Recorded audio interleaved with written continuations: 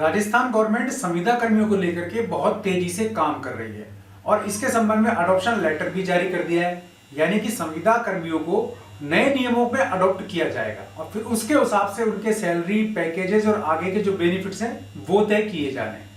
अब प्रॉब्लम ये आ रही है कि काफी सारे ऐसे भाई बहन हैं जिनको ये नहीं पता है कि वो इन नियमों के दायरे में हैं कि नहीं, यानी कि इन नियमों का फायदा किसको तो मिलेगा, किसको नहीं मिलेगा।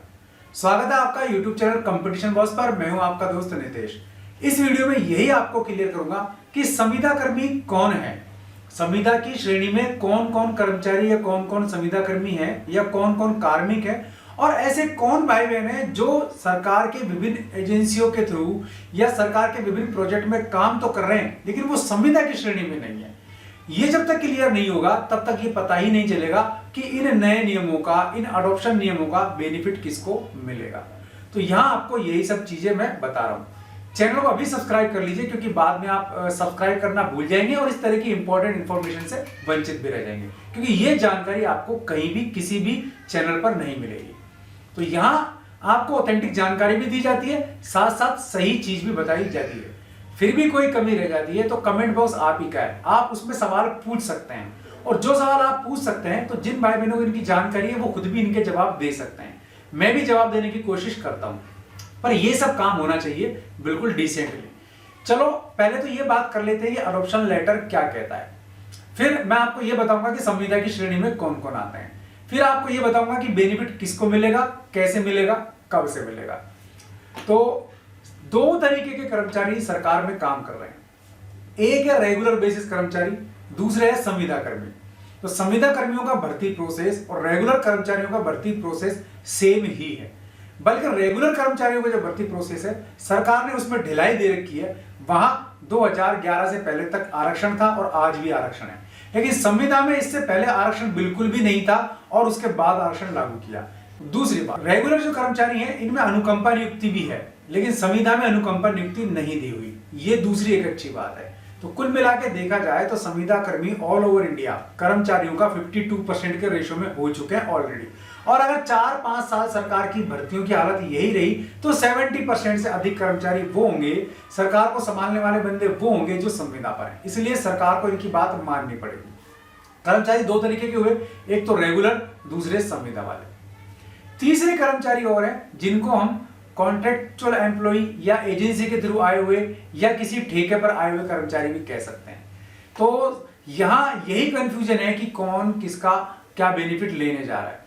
फिर आती है 4 लाख के आसपास आंगनबाड़ी बहनों की बात।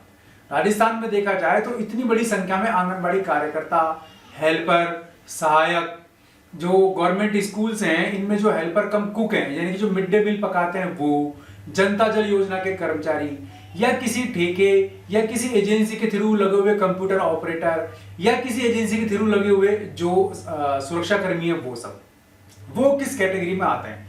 तो पहले तो अडॉप्शन लेटर आपको दिखा देता हूं कि वो अडॉप्शन लेटर कह क्या रहा है। तो ये अडॉप्शन लेटर आप देखो, ये अडॉप्शन लेटर 21 अक्टूबर 2022 को जारी हुआ था। ये पूरा डिटेल से मैं शो कर चुका हूं। अब ये जो अडॉप्शन लेटर है ग्राम पंचायत सहायक, शिक्षा कर्मी और पैरा टीचर्स, केवल इन 3 कैटेगरीज के लिए जारी हुआ था। बाकी जो कैटेगरीज है वो अभी उनका अडॉप्शन लेटर अभी आना बाकी है। तो इस अडॉप्शन लेटर के हिसाब से हम बात करेंगे। तो यहां देखो, यहां हम आ जाते हैं इधर बिंदु संख्या 1, 2। 2 नंबर का जो बिंदु वो क्या कहता है, एजेंसी के माध्यम से अथवा जॉब बेसिस पर कार्यरत कार्मिकों को इन नियमों के अंतर्गत नहीं लिया जाएगा। तो भाई इनको बेनिफिट नहीं मिल रहा है। अब मान लीजिए एजेंसी के माध्यम से कौन है, वो भाई वो बहन एजेंसी के माध्यम से हैं जिनकी सैलरी उनको सीधे नहीं मिलती है। यानी कि आपको अगर सैलरी आपकी एजेंसी देती है, जैसे कोई कंप्यूटर ऑपरेटर है या कोई सुरक्षा कर्मी है या फिर वो बंदे हैं जो स्कूलों में मिड डे मील पकाते हैं, उनको सैलरी बकायदा कोई और प्रदान कर रहा है, गवर्नमेंट के खजाने से उनकी सैलरी नहीं जा रही है, सीधा उनको नहीं मिल रही है, तो वो एजेंसी या जॉब बेसिस वाले कहलाते हैं।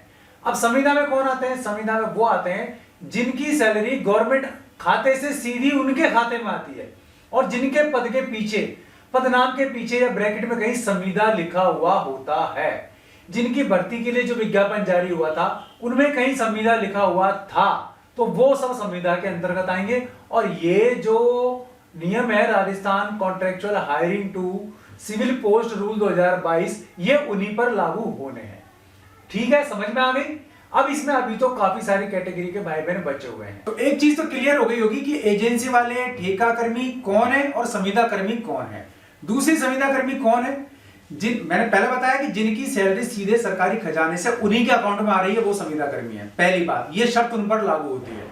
दूसरी बात, जिनके पदनाम के पीछे कहीं ब्रैकेट में या पदनाम में उनकी विज्ञप्ति जो जारी हुई थी उसमें कहीं संविदा कर्मी भर्ती या संविदा भर्ती लिखा हुआ है, वो संविदा कर्मियों में शामिल होंगे। दोनों चीजें क्लियर हो गई। अब तीसरी चीज और बता देता हूं आपको। तीसरी चीज वो है, संविदा कर्मी वो है जिनका सालाना इंक्रीमेंट लगता है, यानी कि जिनका सालाना इंक्रीमेंट लगता है वो संविदा की श्रेणी में आते हैं। अब सालाना इंक्रीमेंट किनका नहीं लगता? जैसे आंगनवाड़ी कार्यकर्ताओं की बात करें या सहायिकाओं की बात करें, हेल्पर्स की बात करें, तो इनका सालाना इंक्रीमेंट नहीं लगता है। इनका एक मुश्त वेतन बढ़ता है। सरकार कहती है 20% इनका वेतन बढ़ा दिया गया है। वो संविदा कर्मियों का कभी नहीं बढ़ता, उनका केवल 5% बढ़ता है। हालांकि सेंटर से 10% आता है, स्टेट गवर्नमेंट 5% खा करके 5% दे देती है। तो संविदा कर्मी वो है जिनका सालाना इंक्रीमेंट होता है। तो तीसरी पहचान ये हो गई। अगर आपका सालाना इंक्रीमेंट होता है, अगर आपके पदनाम में कहीं संविदा जुड़ा हुआ है, अगर आपकी भर्ती की विज्ञप्ति जो थी उसको देखना, उसमें कहीं आपके पद के नाम में संविदा भर्ती लिखा हुआ है, और अगर आपकी जो सैलरी है सीधे सरकारी खजाने से आपके खजाने में ट्रांसफर होती है, तो वो संविदा कर्मी की श्रेणी में आते हैं। तीन पहचान हो गई। अब आंगनबाड़ी कार्यकर्ता जो है, आंगनबाड़ी सहायिकाएं, आंगनबाड़ी हेल्पर है, कुक कम हेल्पर्स हैं, या फिर जो ठेके के थ्रू लगे हुए, एजेंसी के थ्रू लगे हुए गार्ड्स हैं, या ऐसे कंप्यूटर ऑपरेटर्स हैं, उनकी समस्या है, उनको ये नियमों में नहीं लिया जाएगा।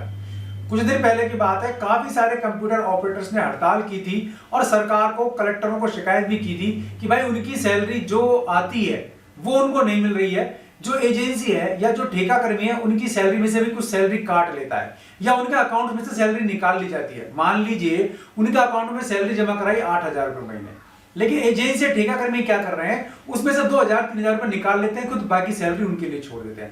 तो यहां ये जो 420 हो रही है वो ठेका कर्मी है, वो संविदा कर्मी नहीं है, उनको बेनिफिट नहीं मिलेगा।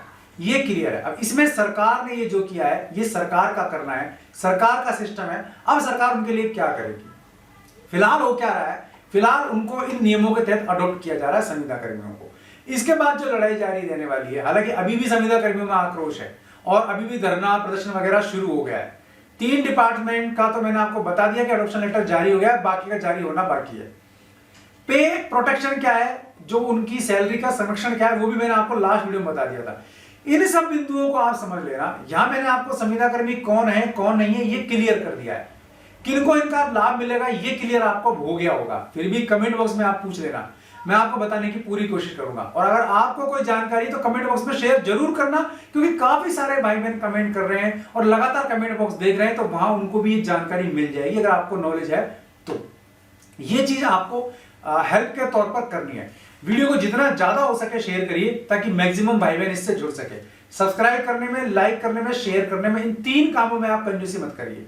मैं लगातार आप तक इंफॉर्मेशन लाता रहूंगा, क्योंकि ये इंफॉर्मेशन मुझे आप ही के थ्रू मिलती है, तो आप भी मेरे इस मामले में हेल्प करेंगे तो यहां और भाई बहनों का भी भला आप अपने आप करते चले जाएंगे। बस माध्यम इसका हम हो सकते हैं।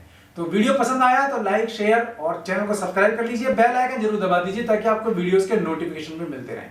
आज के लिए इस वीडियो में बस इतना ही। ऐसे किसी यूजफुल वीडियो में फिर मिलूंगा, तब तक के लिए नमस्कार।